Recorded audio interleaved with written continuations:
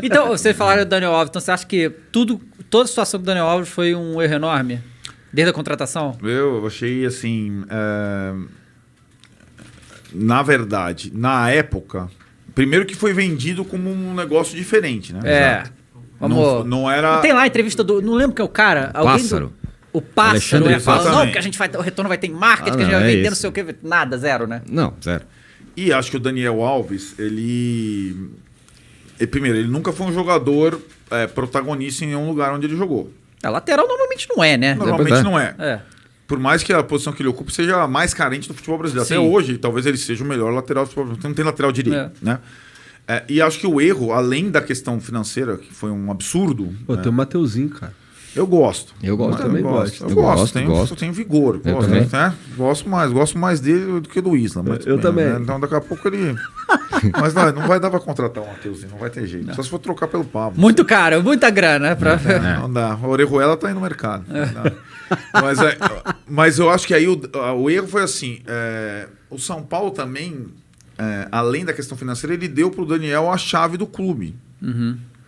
E o Daniel, eu tô afim de jogar no meio de campo com a camisa 10 e tal. Os caras, não, você vai. Aí o técnico era o Diniz, quer dizer, quando chegou ainda era o Cuca, que relutou com essa situação. Foi um dos motivos pelos quais o Cuca saiu, porque contrataram o Juan Fran e o Daniel Alves. Cara, o Juan Fran é verdade, Sim, né? veio O junto. Fran... Sem uma grana. ele ter participado da discussão, ele tinha meio que acertado um time e de repente chegaram dois caras que precisavam jogar. Não, dois lateral direito. Mas daí os caras, não, Cuca, um vai jogar na lateral direito, outro vai ser o 10 do seu time. Aí o Cuca, saiu rapidinho. E o Diniz chegou, ó, Diniz, o time aqui, o Daniel Alves é o 10 e o resto é... E o Diniz e o Daniel Alves fizeram um time em torno dos dois, né? Tipo, e acho que o Daniel, a gente falou do Rogério, o Daniel também tem toda a entrevista dele é saborosa, e vocês fizeram uma que rendeu pra caramba, mas ele tem uma dificuldade de comunicação também, de sensibilidade em algumas questões que acho que ele estava vivendo no São Paulo e ele não se deu conta de conexão com o torcedor. Uhum. Então, o torcedor do São Paulo não queria a firula, ele queria o carrinho. O torcedor do São Paulo estava na fila. E o Daniel Alves, muitas vezes, ele jogou como se estivesse jogando no Barcelona. Tentando um requinte e tal, que não fazia sentido para o momento do time. Né? E acho que o simbolismo do São Paulo ter saído da fila sem o Daniel Alves, ter vencido o Palmeiras, sem o Daniel Alves, acho que resume tudo. Então, assim, o São Paulo saiu da fila ganhando o confronto com o Palmeiras com o Igor Vinícius na lateral direita. Isso. Que é um jogador, cara, dá um Mateuzinho. Então o Daniel Alves, quando ele fala, eu vim e consegui o meu objetivo, que era tirar o São Paulo da fila. Não, Daniel, você não tirou o São Paulo da fila. Quando o São Paulo jogou as duas partidas do Palmeiras, você estava machucado. E ele fez algumas grandes partidas com o São Paulo, ainda mais os duelos com o Flamengo, que tinha aqueles lances com o Gerson lá, que era quando ele de fato, esse jogo grande, mas a passagem dele foi muito opaca e pela comunicação ele se queimou perpetuamente.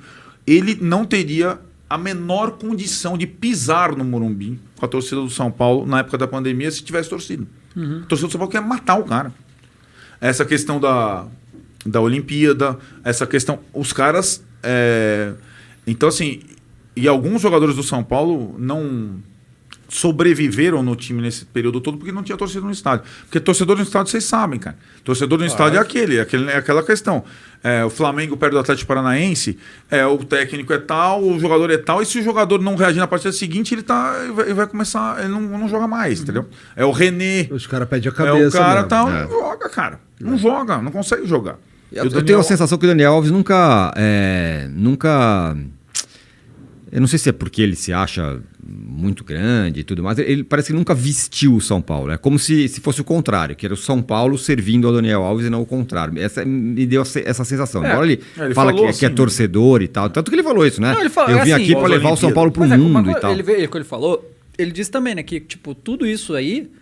aí que tá, a torcida não tem nada a ver com isso, mas a diretoria simplesmente aceitou. Ele chegou e falou, não, quando tiver a seleção brasileira eu vou, foda-se, quando eu vou fazer isso, foda-se, eu vou...